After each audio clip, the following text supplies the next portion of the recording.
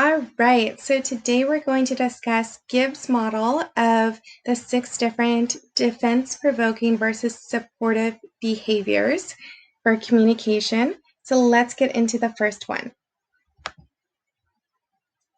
All right, so there's evaluation versus description. So in the evaluation section, this is actually pretty negative. The person is judging somebody's feelings rather than describing what is actually wrong in the situation or making them feel bad. So this, for example, would be saying something like, "You don't care about me, you make me feel so bad." And the description is something like, "I'm feeling a little bit neglected because you're not spending as much time with me," or "I feel like I'm not getting as much time with you as you spend with friends," or something like that. So this would be evaluation versus description. So you're describing the same event that you were evaluating earlier, but the person feels less provoked because you're not judging them for what they did. Instead, you are just describing the event and then you're able to fix it. All right, so the next one would be control versus problem orientation. So this one is pretty interesting. It's about how you phrase things. So when you use a control orientation, you tell somebody to do something or you tell them what you need, versus the problem orientation, you ask them a question of if they can provide you your needs, basically. And it's just a simple switch is all it takes for somebody to not be as defensive when you approach them that way. So help me with the dishes versus can you help me with the dishes?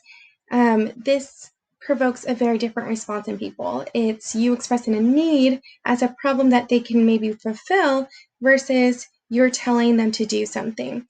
Also, this is something to think about when you have issues in your relationship, and how do you make it so that if you're asking them a question, are you giving them a way out?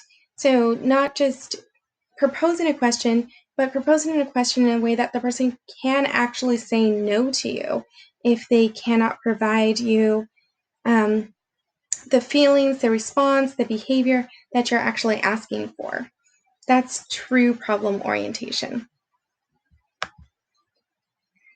All right, and then strategy versus spontaneity. This is really interesting for the phrasing, but strategy is basically that you're strategically asking them questions in order to kind of trap them into answering something. It's very manipulative, and basically you're trying to get them to say that they have nothing else to do or something in order to then reveal your true thing of you actually want to get them to do this other thing and you wanted to make sure that they had no excuses to give you.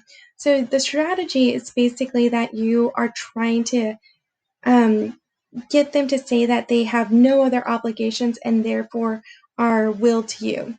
So it'd be basically saying, "Oh, you're not busy later on tonight, are you?" As opposed to spontaneity would just be rephrasing it and actually showing your true intentions of, "Hey, I need a ride to the airport. Would you be available to give me that ride between this time and this time?"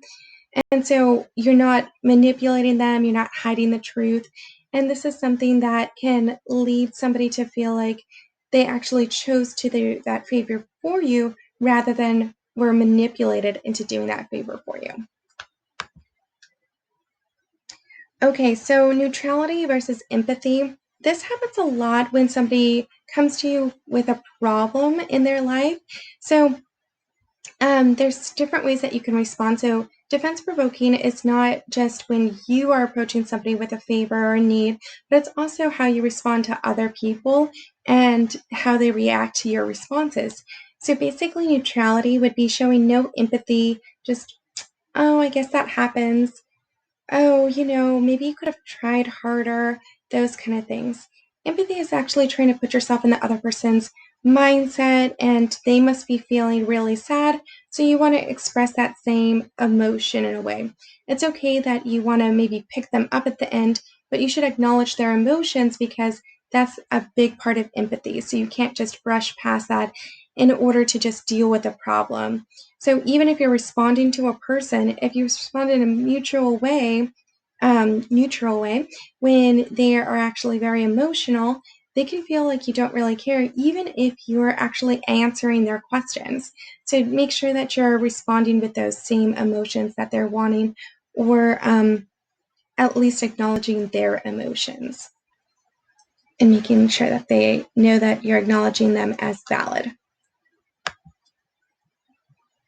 Okay, so superiority versus equality.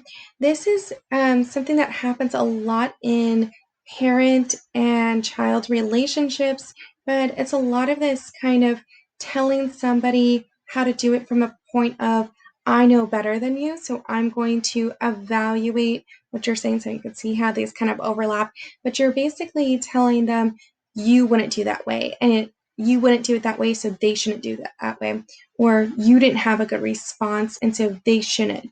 And they'll just know better if they were in your position, if they were your age, whatever it may be. So this is something to think about, is how can you translate those relationships to more equal relationships? So whether it's a boss and worker, if it's a parent and a child, or adult child, as you may be, it can also be something that you might just have to navigate to make sure more aspects of your relationship are equal, in order to not feel like this conversation keeps happening of superiority in their responses to you or in how they give advice.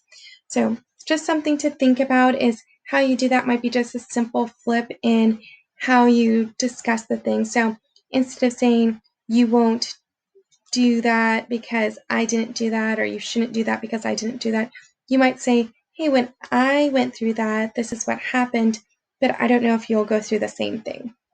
So just leaving it a little bit more open-ended. Okay, and then that kind of goes very nicely into the last one, which is certainty versus provisionalism. And so this is saying something with absolute certainty, this is how it is, this is how it's going to be, versus provisionalism is giving some leeway in your response. So this may be how it happens.